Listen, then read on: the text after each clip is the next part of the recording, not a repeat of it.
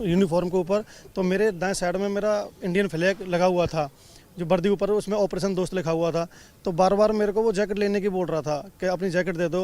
मैंने मना किया कि ये मेरी यूनिफॉर्म है। तो बोला कि I like your Indian flag and I respect Indian flag. प्रधानमंत्री जी ने जो समय दिया उसके लिए हम बहुत बहुत आभारी हैं, और जिस तरह से ये हर चीज़ को लेकर के इतने संजीदा हैं, उसको देख करके हमको भी बड़ा उत्साह रहता है कि हम अपने देश का नाम रोशन करें। हमारे रेस्क्यू ऑपरेशन के तहत हमने अर्थक्वेक के 80 घंटे बाद और 104 घंटे के बाद 2 बच्चियों को जिंदा रबल्स के बीच में से बचाया, जो एक बहुत बड़ी अचीवमेंट है हमारी। और वहाँ हमारे काम की और हमारे जो वैल्यू सिस्टम है हमारी सभ्यता की, वो वहाँ पर इतनी तारीफ हुई कि हर कोई चाहता था कि हम किसी न किसी तरीके से हिंदुस्तान से जुड़े।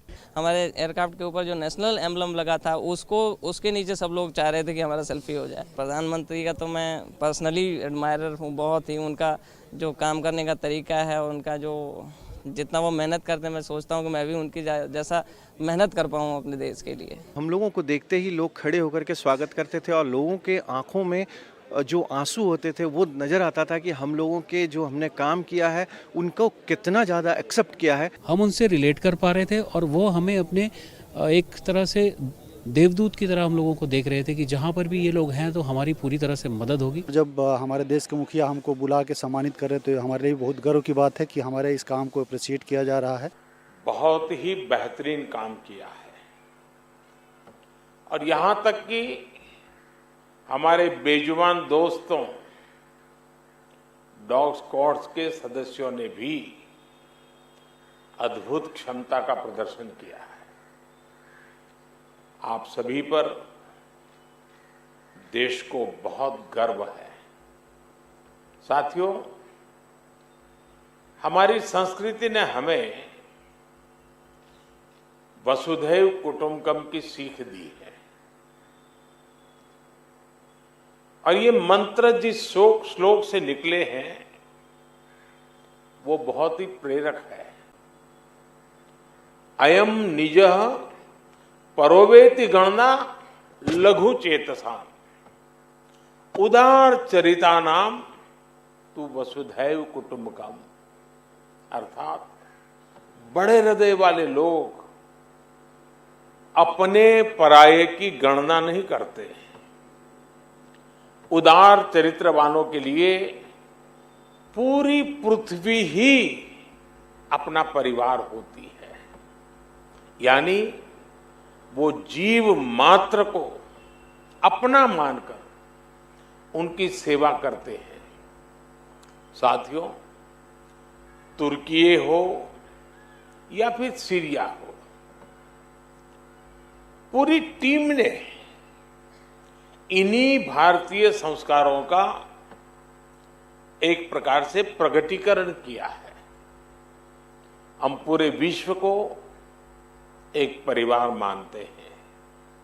ऐसे में परिवार के किसी भी सदस्य पर अगर कोई संकट आए तो भारत का धर्म है, भारत का कर्तव्य है उसकी मदद के लिए तेजी से आगे बढ़ना। देश कोई भी हो, अगर बात मानवता की है, मानवीय संवेदना की है, तो भारत मानव हित को ही सर्वोपरि रखता है। साथियों, प्राकृतिक आपदा के समय इस बात का बहुत महत्व होता है कि सहायता कितनी तेजी से पहुंचाई गई। जैसे एक्सीडेंट के समय गोल्डन आवर कहते हैं, इनका भी एक गोल्डन टाइम होता है। सहायता करने वाली टीम कितनी तेजी से पहुंची।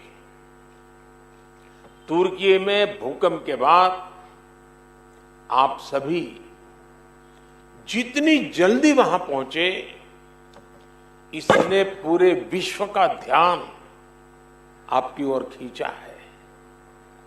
ये आपकी प्रिपेयर्डनेस को दिखाता है, आपकी ट्रेनिंग की कुशलता को दिखाता है। पूरे 10 दिनों तक जिस प्रकार आपने पूरी निष्ठा से वहां हर चुनौती का सामना करते हुए काम किया, वो वाकई प्रेरणादायक है। हम सभी ने वो तस्वीरें देखी हैं जब एक मां आपका माथा चूम करके आशीर्वाद दे रही है, जब मलबे के नीचे दबी मासूम जिंदगी आपके प्रयासों से फिर खिलखिला उठी। मलबे के बीच एक तरह से आप भी वहां मौत से मुकाबला कर रहे थे, लेकिन मैं ये भी कहूंगा कि वहां से आने वाली हर तस्वीर के साथ पूरा देश गर्व से भर रहा था। वहां गई भारतीय टीम ने प्रोफेशनलिज्म के साथ साथ मानवीय संवेदनाओं का भी जो समावेश किया है वो अतुलनीय है। ये तब और भी बहुत काम आता है जब व्यक्ति ट्रॉमा से गुजर रहा होता है, जो कोई अपना सब कुछ गंवाकर होश में आने की कोशिश कर रहा होता है। ऐसी परिस्थितियों में सेना के हॉस्पिटल और उसके हमारे कर्मियों ने जिस संवेदना से काम किया वो भी बहुत ही प्रशंसनीय है। साथियों, 2001 में जब गुजरात में भूकंप आया था और उसे पिछली शताब्दी का बहुत बड़ा भूकंप माना जाता था, ये तो उससे भी कई गुना बड़ा है। जब गुजरात का भूकंप आया तो मैं बहुत लंबे समय तक वहां एक वॉलंटियर के रूप में बचाव कार्यों में जुड़ा था। मलबा हटाने में जो दिक्कतें आती हैं, मलबे में लोगों को खोजना कितना मुश्किल होता है, खाने पीने की दिक्कत कितनी होती है, दवाइयों से लेकर अस्पताल की जो जरूरत होती है। और मैंने तो देखा था भूज का तो पूरा अस्पताल ही ध्वस्त हो गया था, यानी पूरी व्यवस्था ही तबाह हो चुकी थी। और उसका मुझे फर्स्ट हैंड एक्सपीरियंस रहा है। वैसे ही जब 1979 में गुजरात में ही मोरबी में मच्छू डैम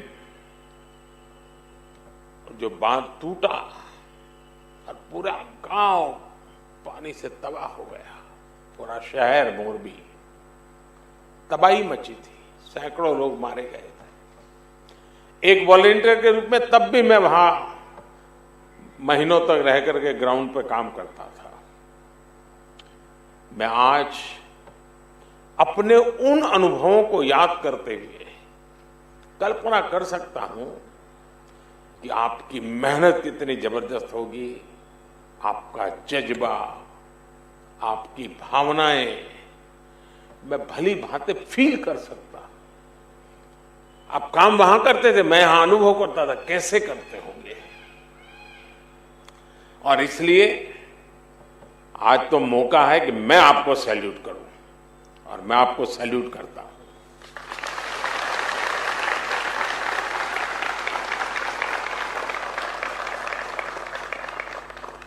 साथियों, जब कोई अपनी मदद खुद कर सकता है तो आप उसे सेल्फ सफिशिएंट कह सकते हैं, लेकिन जब कोई दूसरों की मदद करने में सक्षम होता है तो वो सेल्फलेस होता है।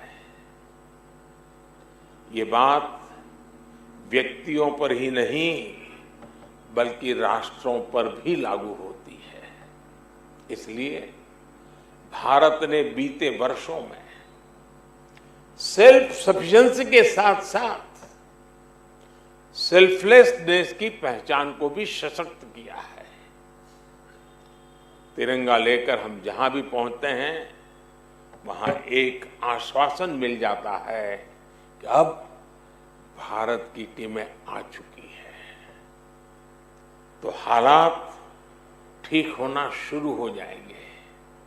और जो सीरिया का उदाहरण बताया कि जो बक्से में जो ध्वज लगा था, बक्सा उल्टा था तो ऑरेंज कलर नीचे था, केसरिया रंग नीचे था, तो वहां के नागरिक ने उसको ठीक कर करके